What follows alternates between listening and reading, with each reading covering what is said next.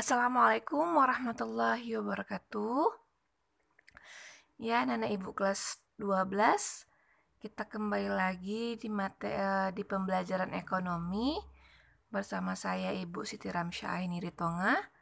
Kita buka pembelajaran hari ini dengan mengucapkan lafaz Bismillahirrahmanirrahim. Anak-anak Ibu kelas 12, ini adalah materi terakhir dari pembelajaran akuntansi kita untuk semester 1, yaitu jurnal pembalik atau reversing entry. Kita lanjut. Nah, jurnal pembalik atau reversing entry adalah jurnal kebalikan dari jurnal penyesuaian yang dilakukan pada awal periode berikutnya. Ini dilakukan di setiap awal periode.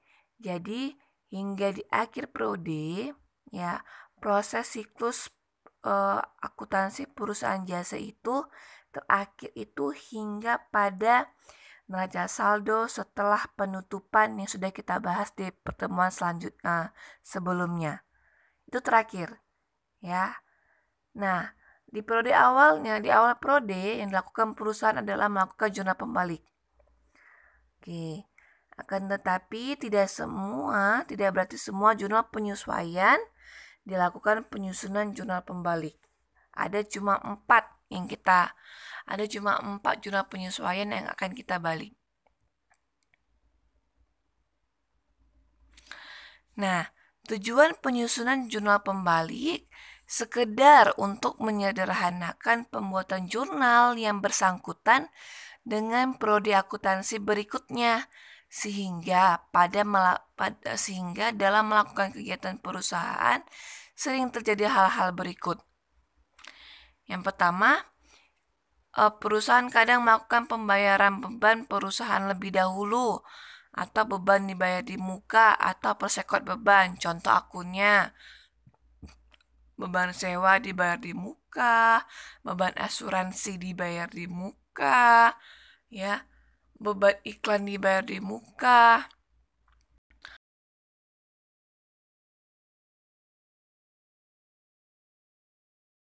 Diterima di muka.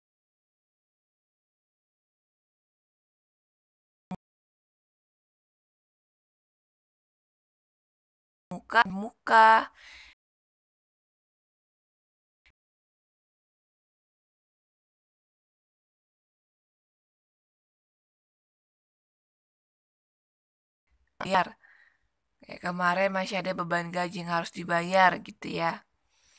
Yang keempat, pendapatan akan diterima atau piutang pendapatan. Nah, jurnal penyesuaian yang dilakukan penyusunan jurnal pembalik antara lain sebagai berikut.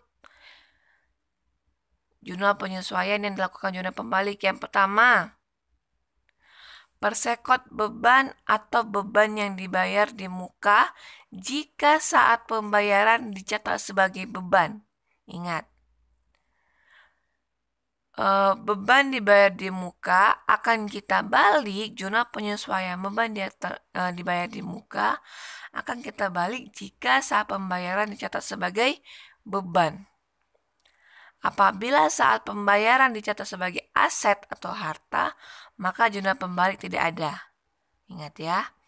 Yang kedua, pendapatan diterima di muka atau utang pendapatan jika saat menerima dicatat sebagai pendapatan.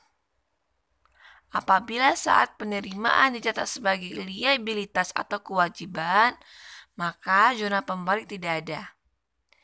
Yang keempat, beban yang akan dibayar atau utang beban. Dan yang ketiga tadi ya. Dan yang keempat adalah pendapatan yang akan diterima atau piutang pendapatan. Ada 4 ya yang akan kita balik, jurnal penyesuaian akan kita balik. Maka bentuknya adalah secara praktis penyusunan jurnal pembalik atau jurnal penyesuaian kembali dapat dilakukan sebagai berikut.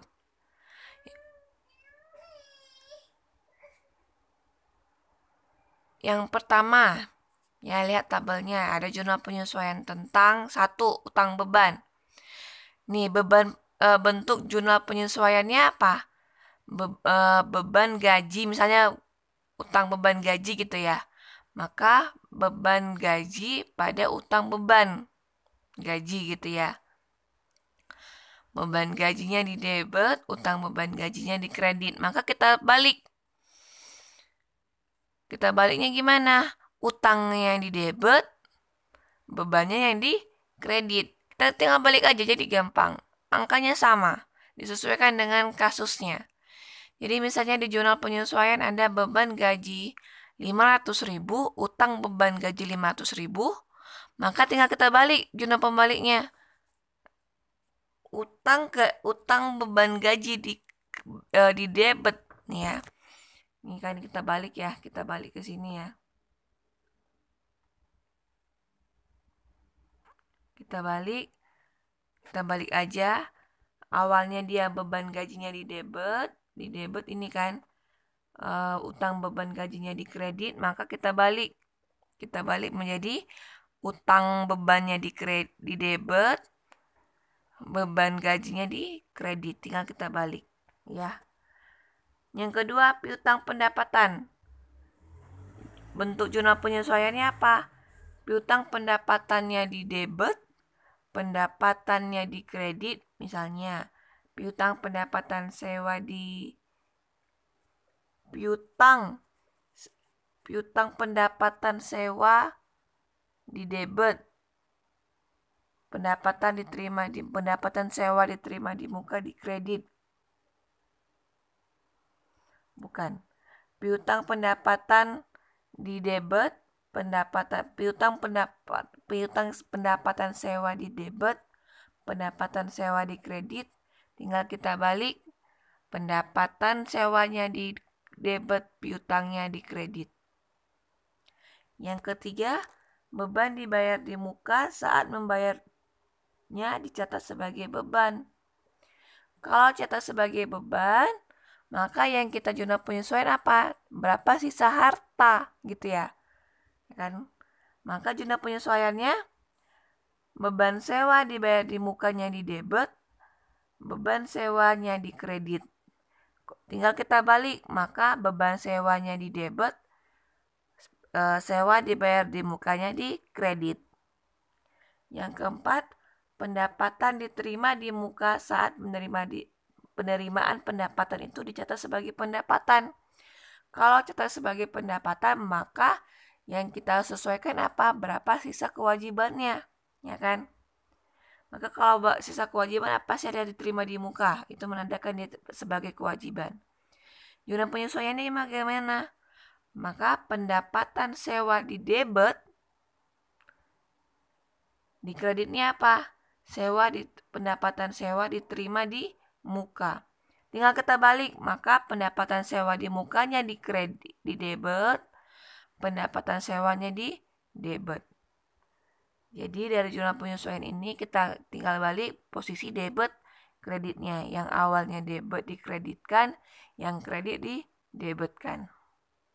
Itu untuk materi jurnal pembalik. Angkanya sama, tidak ada yang berubah sesuai dengan angka pada jurnal penyesuaiannya. Ya, gampang ya. Terima kasih.